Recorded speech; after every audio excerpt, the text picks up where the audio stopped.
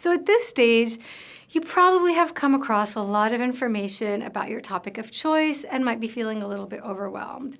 Do not fear, we are going to get organized, get nerdy, and analyze your results.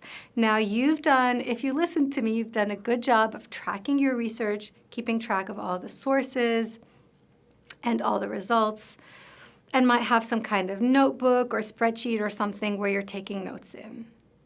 So how do you take a step back and analyze your results to sort through the data and recognize patterns and figure out what story do the data tell?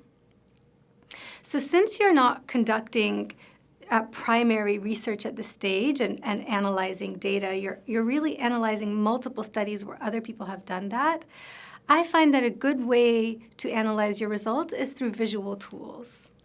Okay, so the simplest visual tool is a table. Like if you've read a lot of studies, you can make a table of each study and what it said. So a table is a very easy visual tool to sort through your data and analyze your results. A diagram is another. You can use dotted lines or colored lines to indicate the strength of evidence or the direction of the relationship or whether it's a causal relationship or not. You can also put plus or minus signs to indicate feedback loops. So some diagrams are going to indicate acyclic relationships, like A causes B. Others are going to be cyclical, and there's going to be feedback loops. And one example of that is in this diagram, where you're looking at the relationship between education and health. So if you look at any given individual, your education influences your income, how much money you're able to make, which then influences your health, right? But it's also the other way around, like your health influences your education, how much you're able to learn, which influences your income. And so it's pretty cyclical.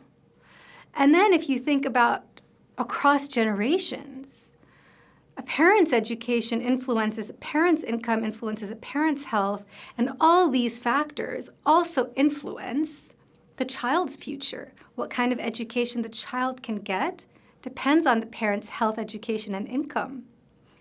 And then that influences the child's future income and the child's current and future health, with ripple effects across future generations. So this is an example how a diagram can help you really capture that story and have it, stick and visualized in your own mind. So that's a very simple diagram. Then there's also something I love to use personally, which is called the Inverted Ishikawa, which I kind of invented, but not really. So the Ishikawa is a fishbone diagram that was originally used in industrial business, where it's like the head of a fish and then, like the spine and the tail and all the different thingies that are sticking out of the spine. So this was, started in industrial business and then adapted to studying social and environmental problems.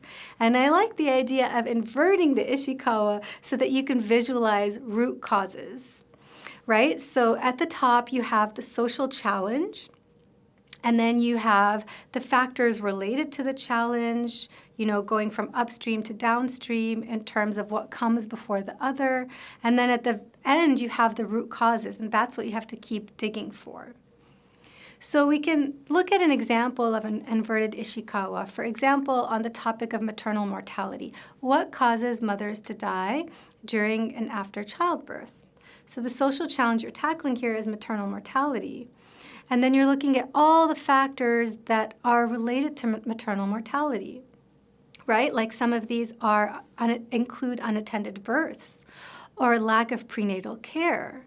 And what causes these? Well, there could be lack of facilities. There could be limited time and awareness and money to get to appointments, for example. There could be social factors where a woman is not making her own choices. So you keep digging deeper into the factors. And there could be underlying reasons like weak health systems and infrastructure in the country, poverty, corruption, and unstable governments. So you start with the challenge, and then you think about all the different causes and what causes them until you get to the root cause. You're not thinking about solutions now. When you start thinking about solutions, you'll try to get as close to the root cause as possible. Sometimes you can't. You might not end up working on corruption and unstable government. You might want to work on facilities, for example. But for now, the idea is to just understand what all the factors are, clarify them, and visualize them. And that's what the Inverted Ishikawa and other diagrams and simple visual tools like tables can help you do. Another really helpful tool is the Impact Gaps Canvas, which was developed by Daniela Pappy-Thornton. And you can read more about it on tacklingheropreneurship.com. And this helps you map out the challenge, like we just did, and also the solutions. What's already out there? What have people tried? What has worked and what hasn't, and why? Then you can step back and look at what you know about the challenge, what you know about the solutions, and what's missing. Where are the impact gaps? Where might you be able to fill in the gap?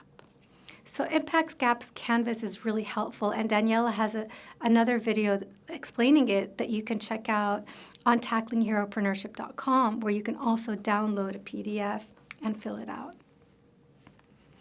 So these are some of the helpful tools to visualize and analyze and sort through the data that you find to be able to understand it for yourself and to communicate it to others. Next week, you're going to set out to talk to people affected by this challenge, working on this challenge, even contributing towards this challenge potentially, and you'll continue to add that information to the data that you have and to your understanding of the problem. You'll have more work to do to collect information and analyze results.